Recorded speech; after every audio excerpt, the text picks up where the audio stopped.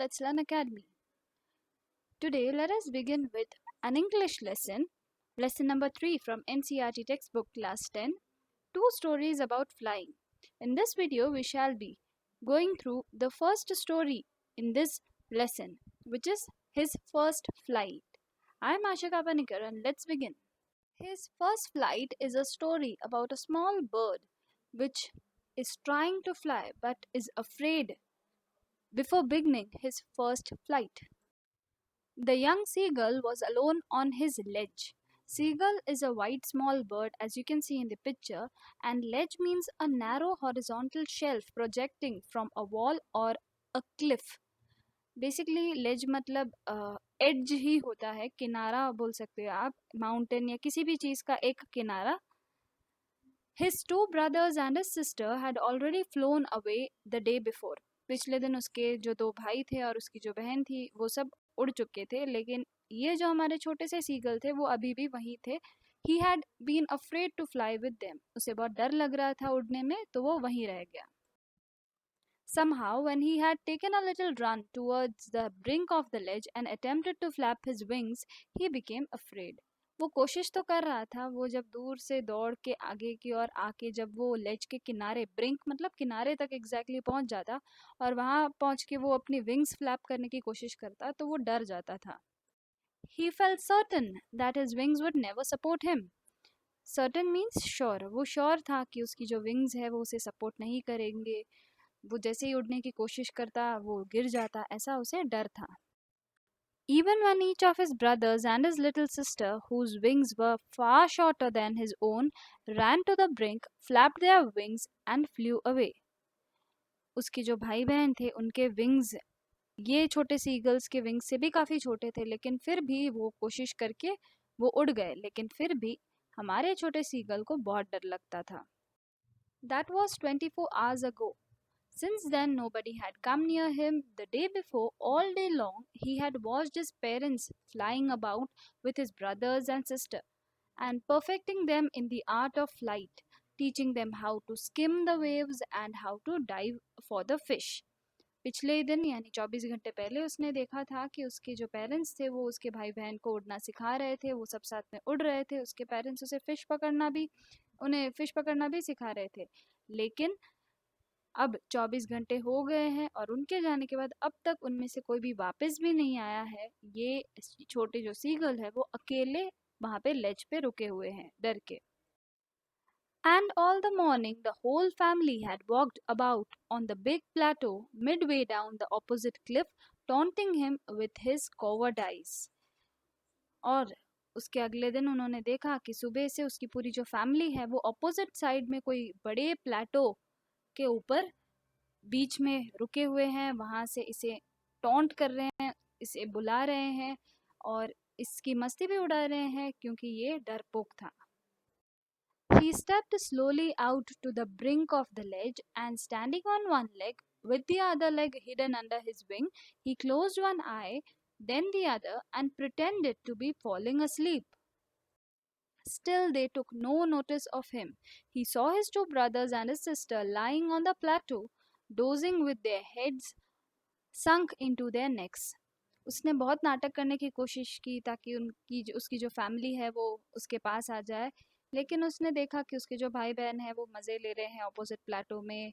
अपने जो हेड है वो नेक में एक दूसरे के घुसाते मारते हुए वो लोग तो खेल रहे थे. Only his mother was looking at him. She was standing on a little high hump of the plateau, her white breast thrust forward. वो अपनी छाती आगे कर कर ऑपोजिट साइड में जो प्लेटो था उसके ऊपर एक हाइट वाली जगह थी, हम्प था, उसके ऊपर खड़ी देख रही थी. Now and again she tore a piece of a fish that lay at her feet and then scraped each side of a beak on the rock. फिर उसने उसकी जो मदर थी, उसकी जो मम्मी थी, उन्होंने एक फिश का पीस उठाया अपने मुंह में, उसको थोड़ा तोड़ा और उसके पैरों के वहां रख दिया. The sight of the food maddened him. How he loved to tear food that way, scraping his beak now and again to wet it.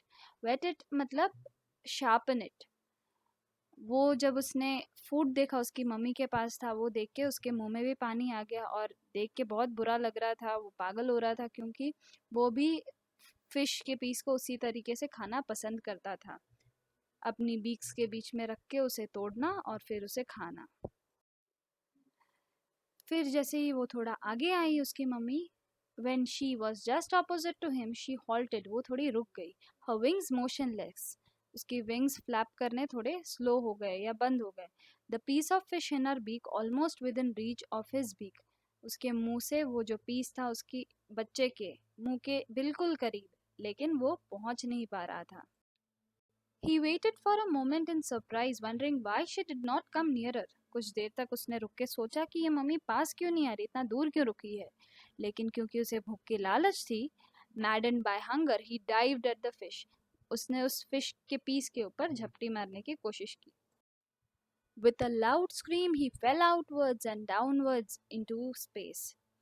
वो फूड की लालच में था इसलिए उसका ध्यान नहीं रहा कि वो उस क्लिफ के एकदम किनारे पे, एकदम लेज पे था, और इसलिए वो गिर गया नीचे की तरफ और साथ ही साथ चीखने लग गया।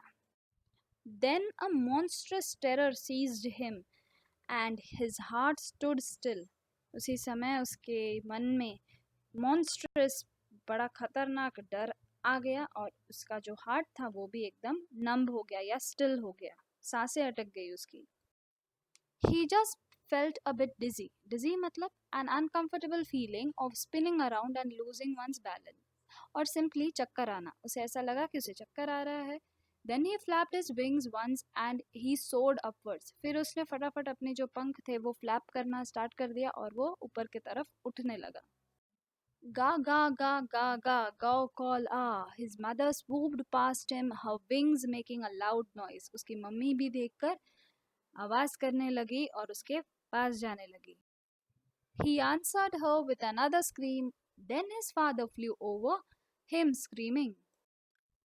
He saw his two brothers and his sister flying around him, curveting and banking and soaring and diving. Curveting मतलब in a curved direction, and banking and soaring and diving मतलब अपने जो पंख है उसको और ज़्यादा फ्लैप करके ऊपर की ओर उड़ते जाना।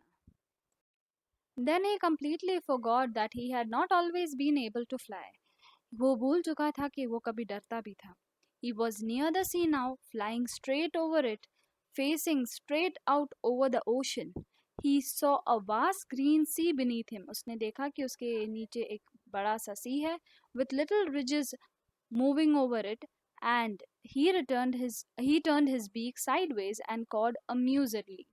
उसने देखा कि वो सी के ऊपर कुछ रिजेस है, मतलब कुछ पत्थर जैसे कुछ ऊंचे स्ट्रक्चर्स भी है जिसके ऊपर ये बर्ड्स रेस्ट कर सकते हैं, और इस तरीके से वो उड़ता ही गया।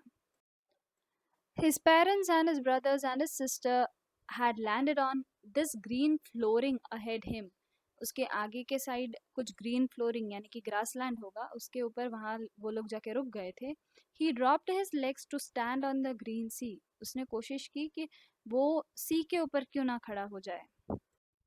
His feet sank into the green sea and then his belly, that means his stomach, touched it and he sank no further. अब वो डूब नहीं रहा था, वो almost float कर रहा था उस पानी के ऊपर. He was floating on it and around him his family was screaming, praising him and their beaks were offering him scraps of dogfish. उसके लिए खाना लेते हुए उसकी फैमिली उसके लिए चीयर कर रही थी, उसकी तारीफ कर रही थी और उसके लिए वेट कर रही थी। He made his first flight. Hope you enjoyed Seagull's first flight. Let us meet again in another video in which we shall be learning about the second part of this lesson or the second story about flight.